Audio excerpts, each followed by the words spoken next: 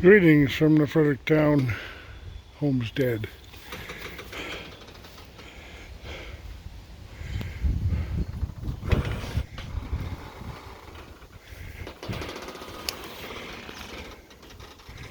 Mowing seems to be important. The way this farm is set up right now with no animals, mowing is a big part of what I do.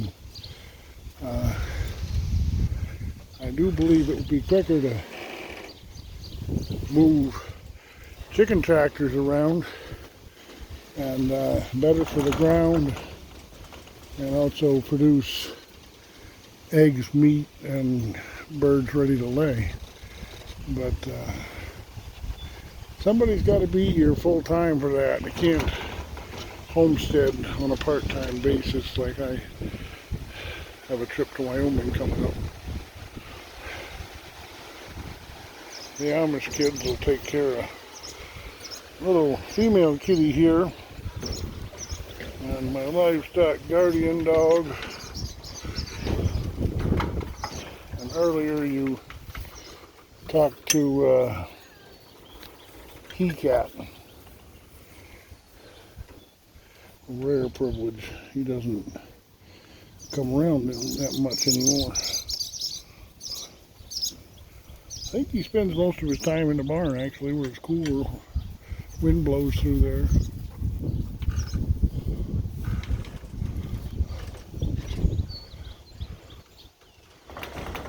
Yeah. I got the mowing part of my Sunday chores done. I got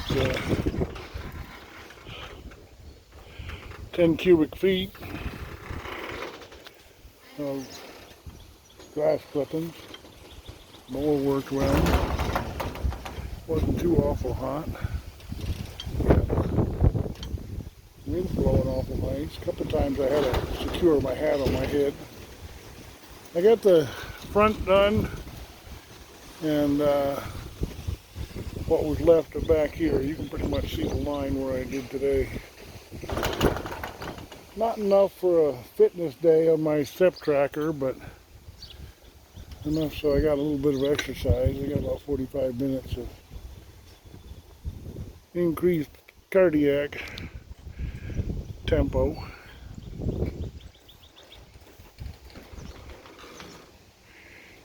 You know, booty doody, the birds just attacked that cat. You see that?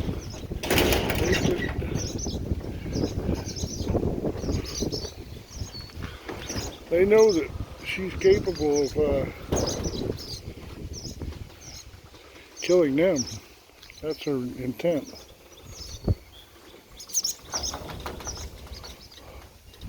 Are you a new me?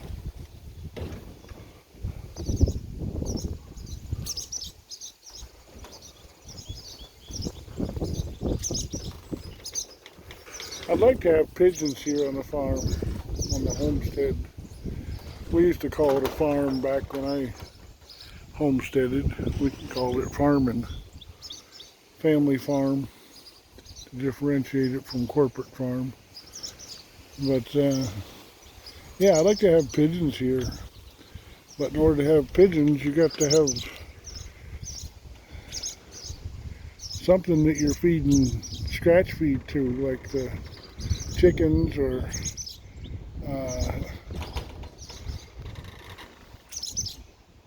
cattle. Pigs really don't do for pigeons very well, although they're not mutually exclusive. You can have pigs and pigeons. Right here in Ohio, you know, we got all these Amish and auctions and that. Quite often when I go to an auction, there's all different flavors of pigeons, all different colors. Archie used to say flavors. And Archie was born in 1896. And I learned most of my farming from him. But yeah, wouldn't it be nice to have, I was kind of thinking to have a chair of some sort right in this corner over here. Bench, chair, something weather tolerant. to be able to look out at the homestead here. It's such a beautiful view. And I'd like to do a little bit of replacing of boards on the corn crib. Still might do that, I don't know.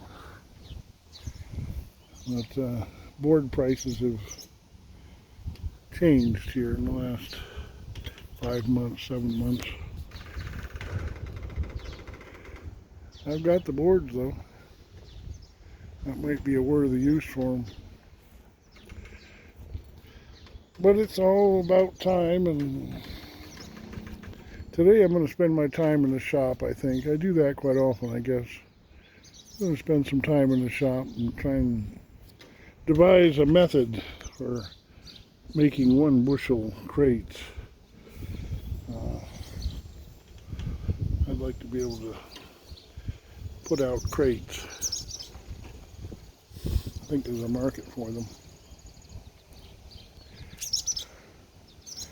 The dive bombers on that poor kitty. They never hurt her, but they do dive bomb her. Are you a kitty, buddy? Huh? Where's the livestock guardian dog got to? Buddy doody?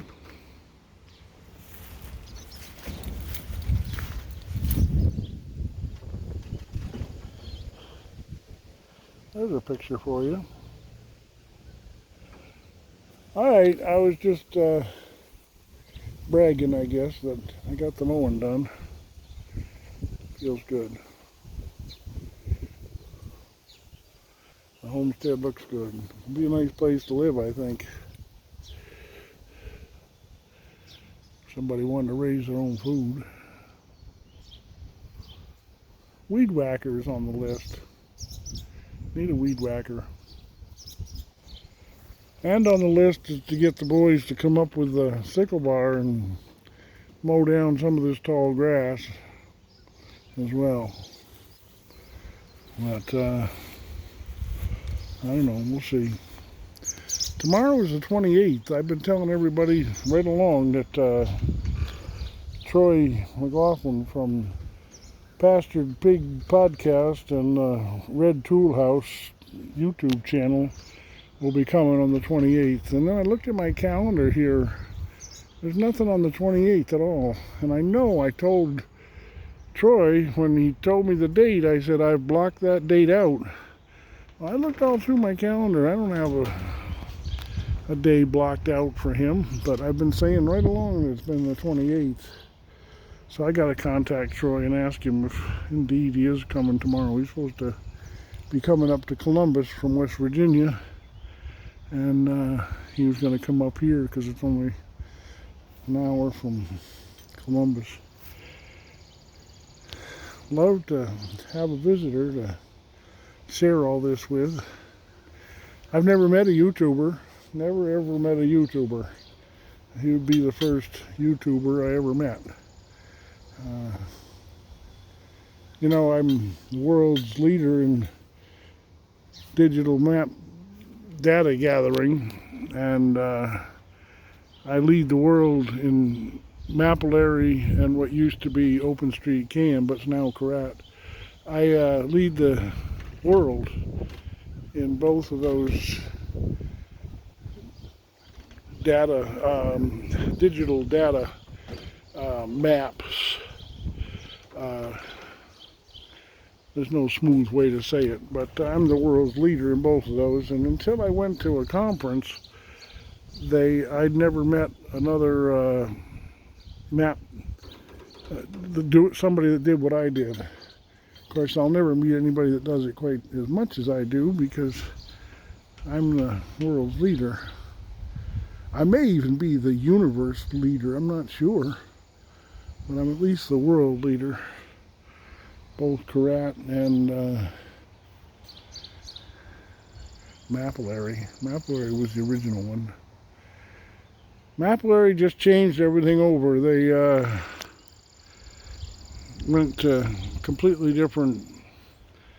It's almost like a new website now, and it doesn't tell you anymore what your data is. At least I haven't found it. But I assume since I was leading by twofold that I'm probably still the leader. I still put in something daily.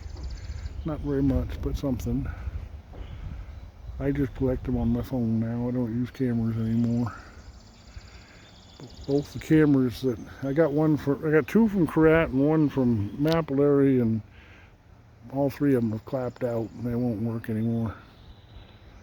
Guess I overused them, I don't know. But yeah, it'd be nice to meet another YouTuber. Assuming you can call me a YouTuber, even though I get less than a dozen views on most of my posts. It's what I do. I put up a post at least once a day. Has anybody been keeping track?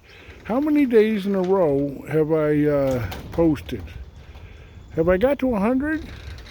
How many days in a row have I put up content, videos? I try and do at least one a day, and seems on most days I do 3 or 4, sometimes more.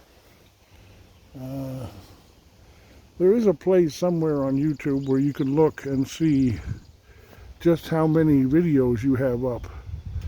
I'm not sure where that place is. I've stumbled across it before, but I'd be curious to know. I think I've got at least, I'm pretty sure I got at least one view per video. I don't think I have any on Fredericktown Homestead with no views. I've got a couple of them with 1,000. They're all about the Amish, the auctions and that. Nothing about the homestead gets that many. And I've got a couple with 100. They're about horses and nothing to do with the homestead. And then the vast majority of them are less than 10.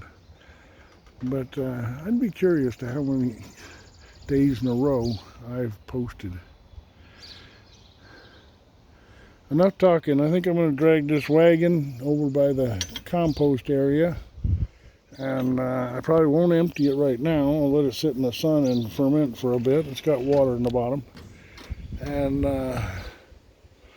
let it decompose a little bit in the wheelbarrow before I shovel it out.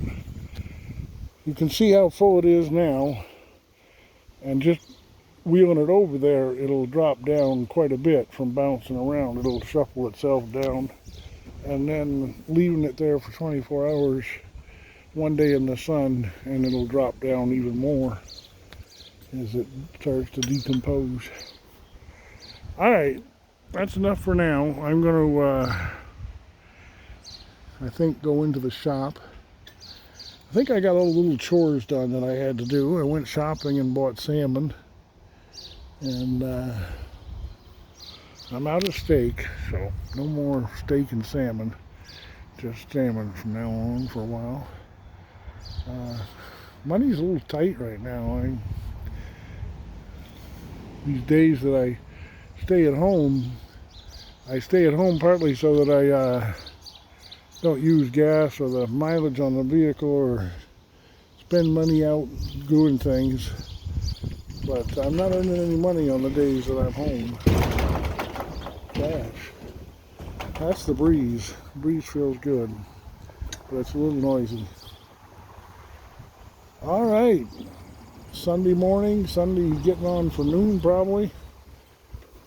We'll call it this one a wrap. God bless from the Fredericktown Homestead. If you want to get a hold of me, jbthemilker@gmail.com. God bless.